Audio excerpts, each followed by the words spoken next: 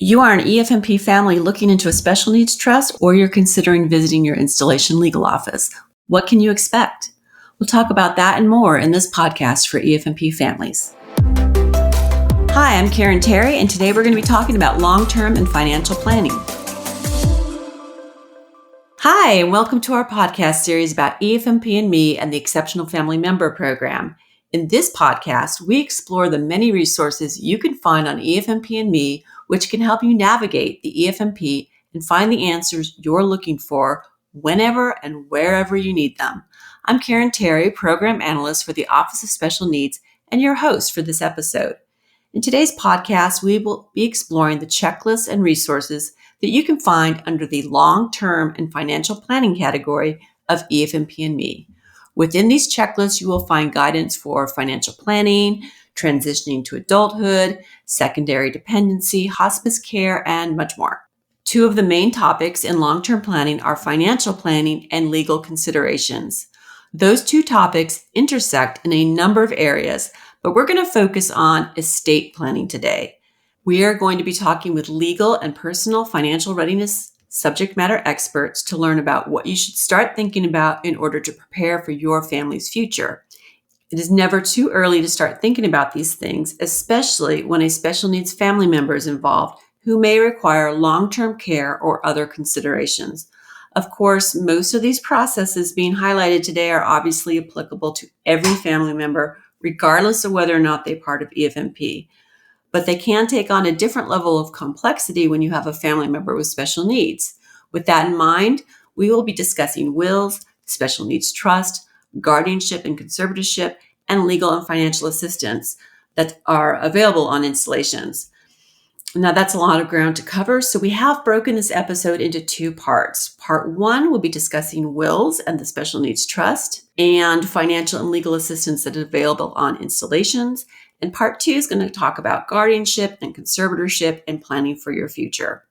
So we have two subject matter experts we want to introduce, so let's get started with that. Planning for the future, both financially and legally, is an ongoing process that should be reviewed and updated regularly or as family situations change or evolve.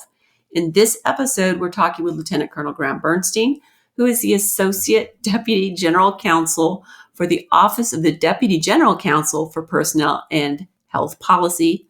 Wow. And Mr. Andy Cohen, Director of the Office of Financial Readiness. Before I start with questions, can each of you take a minute to tell us about yourself and the work your team does for military families? Thanks, Ms. Terry. I know that my title can be a little bit of a mouthful there.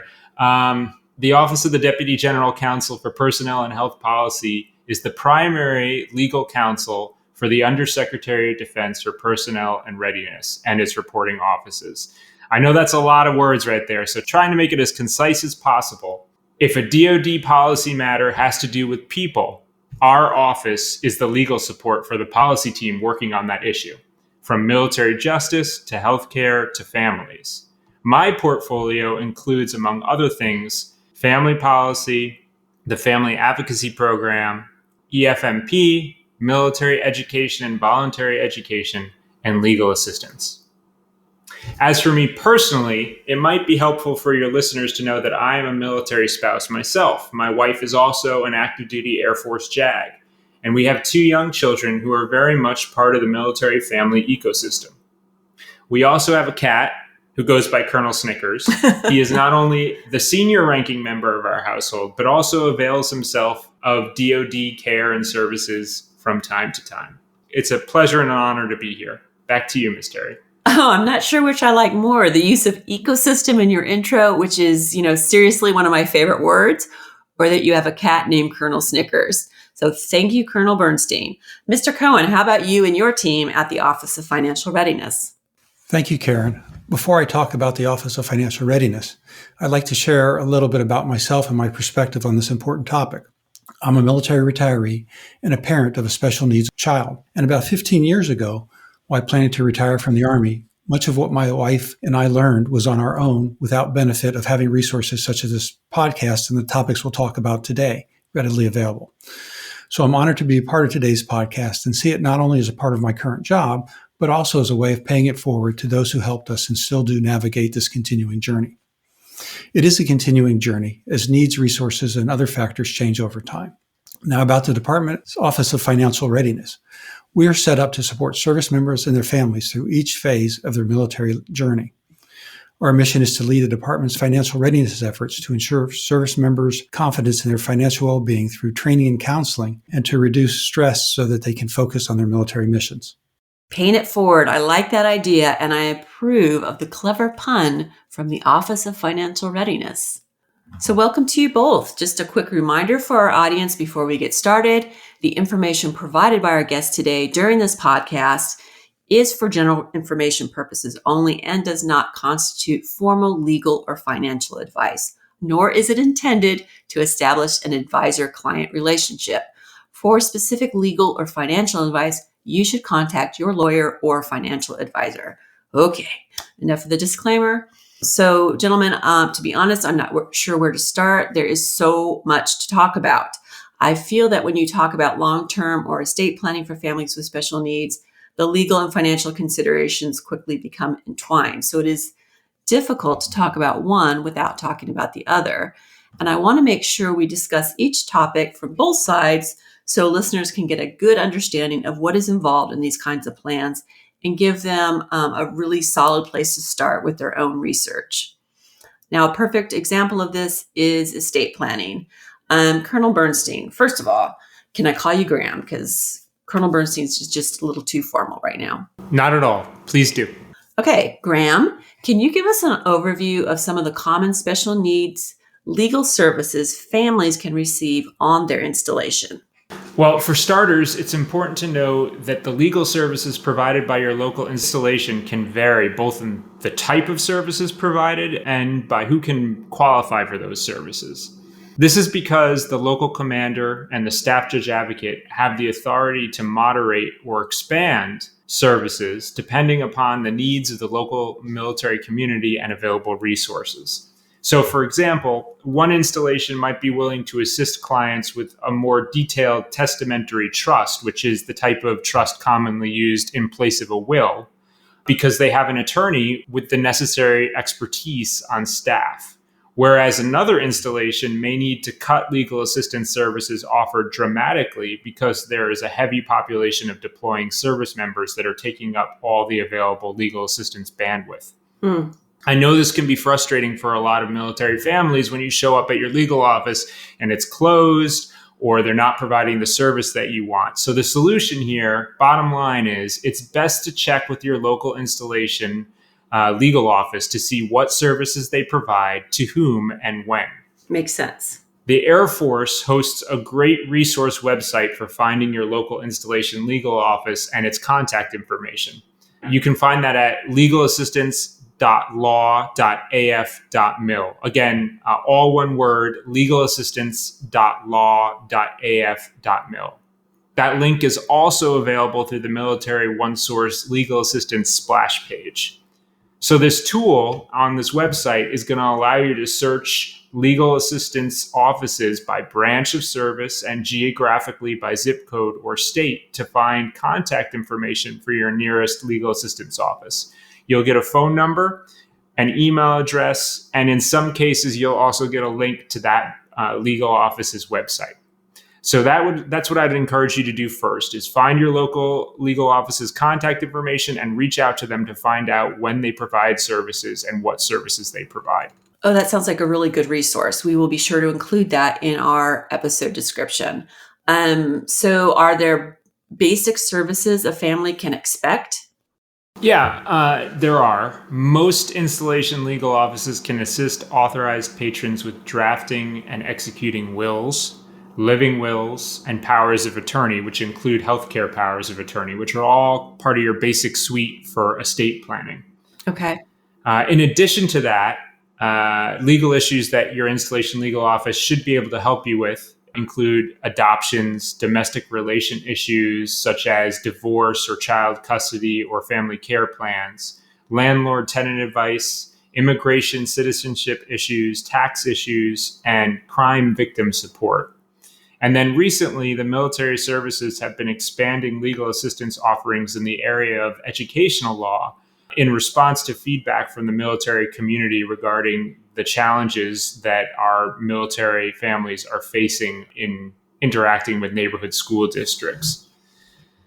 As a rule of thumb, your installation legal office is a good first stop for just about any non-criminal legal issue you might have, because even if they can't provide you with direct counsel, they should almost always be able to vector you to helpful resources and help you understand the way ahead in pursuing a self-help option to address your issues. They may also be able to, almost every legal office on your installation is also going to be able to provide you with referral services to find you a private attorney if that's necessary. Okay, great. Mr. Cohen, do you mind if I call you Andy? Not at all. Please do. Okay, great. Thank you. Andy, what personal financial readiness services can be found on installation, and where should people go to find them? That's a great question, Karen. The department has a number of financial and other resources available, both on and off an installation. Installation resources include financial counselors located at an installation's military family readiness center. And for those who may not be near an installation, such as members performing recruiting duty or members of the Guard and Reserve, assistance may be provided or contacted by accredited financial counselors. And to contact those individuals should contact their family's readiness support centers or regional support centers. In addition, counselors are available 24/7 via Military OneSource. Details on these and other resources can be found on our official websites, which are finred.usalearning.gov and milspousemoneymission.org. Let me interrupt a moment here just to assure listeners that are frantically trying to write these websites down that all the websites mentioned will be listed in the episode description for part 1 and for part 2 of this episode. Thank you, Karen. Finally, as we discuss available services today, we must remember or realize that estate planning for individuals caring for those with special needs is not a topic to be viewed as just a legal or financial issue. It's a combination of legal, financial, and medical considerations that must inform each other and work together. We want to ensure families, caregivers, legal and financial people all talk and consult with one another to ensure the best outcomes. Oh, thank you both. I think we have a number of things we can follow up on with the information you've given us so far. Let's start with the Special Needs Trust, because this is a common topic I hear about in discussions on long-range planning. Graham, can you tell us what a trust is and how a special needs trust differs from just your regular run-of-the-mill trust? I sure can, Karen. Okay, so simply as I can put it, a trust is a legal relationship in which the ownership of some form of property is split between the legal interest or title and the equitable interest or benefit of that property. So to put it another way, you give your stuff to a trusted third party, and they promise to use that stuff in the way that benefits you or your designated beneficiary. As a simple example, my 5-year-old son loves to run and play like most children do, but he often gets thirsty while he's doing so. For that reason, he is very fastidious about having a water bottle with him wherever he goes. Of course, he hates holding on to that water bottle. So a common request whenever we go out to the park or out around is, "Dad, hold this." I'll spare you the specifics of that inevitable lecture about how to ask for something politely that this demand provokes. But I will go into detail about the trust that has just been formed between me and my son. My son has property, his water bottle. He is the trustor or grantor of our trust. He has given his water bottle to me, his trustee, to care for. Implicit in his demand, hold this, was that I would hold on to his water bottle for his future benefit.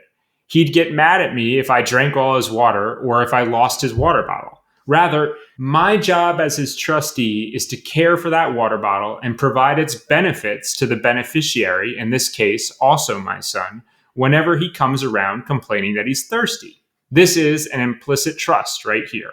Okay, great. I think every parent can relate to that example. Hopefully, most other parents have had more luck in instilling manners into their young children. But I hope that example helps for people. Now, Switching to grown-up trusts, those are usually formalized in writing, but they follow the same basic dynamic. There's a grantor who gives legal ownership of property to a trustee on the condition that the benefit of that property is reserved for a beneficiary, which may or may not be the person who gave the property, that grantor. There are literally dozens of variations on this theme used for various purposes, from inter vivos trust to pet trust to testamentary trusts, all of which are outside the scope of what we're talking about right here. But as you mentioned, Karen, the one trust that is relevant, particularly to this discussion, is the special needs trust, a key tool for the care of special needs individuals. A special needs trust follows the same conventions that we just discussed. There is a grantor, a trustee, and a beneficiary. One of the biggest motivators behind a special needs trust is preserving the receipt of government benefits such as supplemental security income and Medicare benefits. These benefits are basically pots of money that the government will pay out to low-income individuals with disabilities. That's great news for special needs families. But the rub here is that there is a cap on what qualifies as low income, and that cap is quite low. Individuals with disabilities who receive even modest inheritance or financial assistance from their families may quickly find themselves disqualified for these benefits. To avoid losing these benefits, inheritance or other monies can be paid into a special needs trust set up on behalf of the family member with disabilities. Since the special needs family member does not technically own those assets, the special needs trust does, they are not counted as part of the family member's financial assets and do not affect their access to government benefits, such as supplemental security income and Medicare benefits. Another benefit of the special needs trust is that it provides a set of rules on how special needs family members will be cared for. And that set of rules is locked down in a written legal document. Having a formalized plan can provide tremendous peace of mind in assuring caregivers that their family member will be taken care of no matter what happens to the caregiver. As a final note before I shut up on this topic, and I apologize, I am rather long-winded sometimes when you get me juiced up about an exciting topic like trusts. Some of your listeners might be thinking that special needs trusts don't apply to them. They don't make enough money to worry about the low-income cap, or they have a trusted family member who they can call upon and rely upon to care for their special needs family member in the event that something happens to the caregiver. To those folks, I say that all may be true, but please consider that your circumstances can easily change. You are planning for the long haul here. You are planning for the life of your special needs family member. If you're a service member, consider that service members' group life insurance, commonly known as SGLI, and the military death gratuity, as well as other benefits you might be entitled to upon your death, mean that your family stand to gain north of $500,000 if something ever happens to you. That money could easily disqualify your special needs family member from receiving Medicare or supplemental security income benefits. If you are a special needs family, it is worth at least looking into the benefits and process to establishing a special needs trust.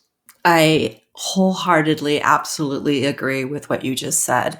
Do you recommend a special needs trust instead of a will or in addition to a will? Great question, Karen. To start, it's important to note that special needs trusts are not exclusively an estate planning tool. Often, caregivers of a special needs individual will set up a special need trust to be funded upon the caregiver's death through life insurance payouts or other death-triggered lump sum payments. However, that is not a requirement. A special needs trust could be set up and partially funded while the caregiver is still alive and caring for the special needs individual. Indeed, it is an excellent option for family and friends seeking to contribute for the special need individual's care without accidentally disqualifying those special needs individuals from government benefits. So if cousin Larry wins the lotto and wants to donate $50,000 to the support of his special needs family member, he can put that into a special needs trust that already exists rather than giving it directly to the individual, because that will safeguard those federal benefits. Money put into a special needs trust while the primary caregiver is still alive could be used to pay for care not covered by government benefits, like adaptive equipment or specialized treatments. So moving on to answer your actual question, classic lawyer, right? I like to talk so much that I'll talk around your question for a little while before I actually answer it for you. To answer your question specifically, the special needs trust is generally only used for the care of the beneficiary. Therefore, if parents or caregivers have other assets to distribute or last wishes to express, another testamentary instrument is likely needed. That could be a will or a testamentary trust or some other option. But the bottom line here is that usually you'll have a special needs trust in place as well as some other option to take care of your personal benefit, your personal estate as the caregiver, not just what you're providing for your special needs individual after you are gone. Okay, that makes perfect sense the way you explained it. And I appreciate you taking the time to put the detail in to help everyone understand that, because that makes sense. So family decides to create a special needs trust. Is that something that the Installation Legal Office can help with? Yeah, so all legal offices should be able to provide information on special needs trusts and referral services for families seeking a special needs trust. But the ability of an Installation Legal Office to actually draft that special needs trust for a family is on a case-by-case basis. This is what we talked about at the start of the podcast, that different installation legal offices have different levels of expertise and different resources available to them. So special needs trusts are complicated documents that require specialist legal expertise and, in addition to that, state-specific knowledge that not all installation legal offices are potentially going to have on tap for you. As I said before, best advice is to call your local installation legal office and ask. At the bare minimum, they're going to give you some education on that process of establishing a special needs trust, and they're going to help walk you through the start of the process. You may find that your installation can do more than that. All you need to do is give them a call to find out more.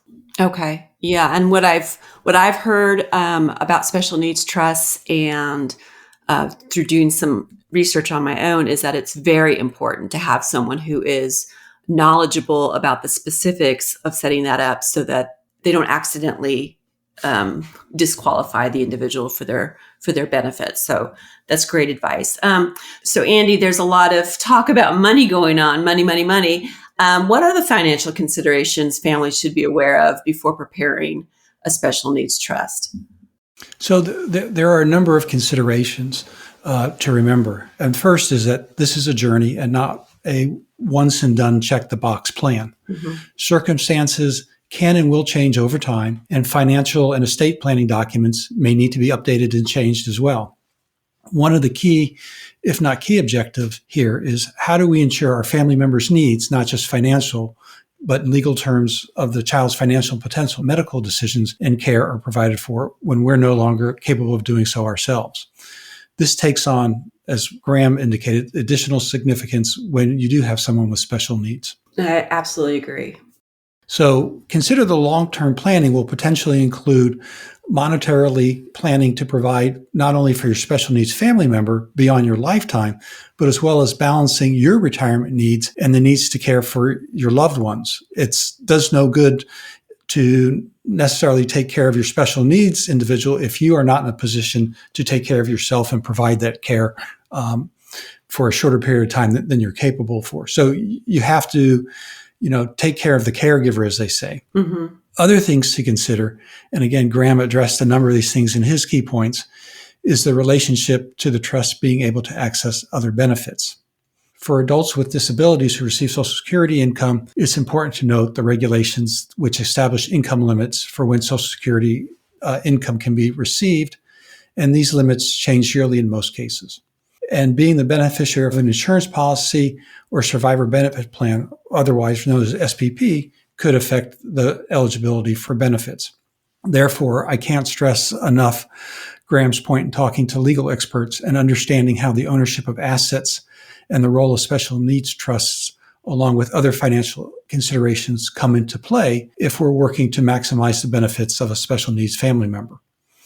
Why Graham noted an individual may wish to fund a special needs trust with insurance proceeds, there are other assets you may want to consider placing into a special needs trust upon your death as well. These may include designating the trust as a beneficiary of your retirement accounts, like your thrift savings plan, or if you have IRAs or other savings accounts. Or for military retirees, a special needs trust can be named as a beneficiary of your survivor's benefit plan. So what about the ABLE account I've read about? How does that work? So that's an excellent question, because another type of account to provide support is the ABLE account, which is a recent development, a couple of years old, and it gives Americans with disabilities an opportunity to save in a tax-deferred account to supplement their government benefits. These accounts are established at the state level, so regulations around ABLE accounts will vary. In general, however, the beneficiary is eligible for an ABLE account if he or she is already receiving benefits under programs such as Supplemental Security Income or Social Security Disability Insurance. Of note, the disabling condition must have been evident prior to the beneficiary reaching the age of 26. Typically, individuals with disabilities can only have $2,000 in assets at any given time to remain eligible for many government benefit programs, to include supplemental security income. But savings in an ABLE account up to $100,000 will not affect eligibility for supplemental security income or other benefits. And even if the account exceeds $100,000, the beneficiary will remain eligible to receive Medicaid. The annual contribution for the ABLE account is $15,000 per individual beneficiary. Total contribution limits over time vary by state, and some states allow tax deductions for contributions. Contributions to and earnings in an ABLE account grow tax-deferred, and withdrawals are tax-free when used for qualified disability-related expenses. Anyone may contribute to an ABLE account, be it the account beneficiary, a parent, other family members, or even friends. Current information on ABLE accounts are found on the IRS and Social Security websites. Ooh, that's a lot of information. We will make a link available to the information for the ABLE account in the episode description, but you can also find it in the financial planning checklist on EFMP and Me. Guys, we are going to break here. We're going to, as I stated at the beginning, we'll make this a 2-part episode. So let's go to part 2 for the remainder of our conversation, which is going to be guardianship, conservatorship, and long-term financial planning. So I will see you in part 2. Great. Thank you. I'm excited. Thank you, Karen. Thank you, Graham. I look forward to coming back and continuing our conversation. You've been listening to a podcast for EFMP Families brought to you by the Office of Special Needs and Military OneSource. Come back to catch our episode on guardianship or conservatorship. I'm Karen Terry. Thanks for listening.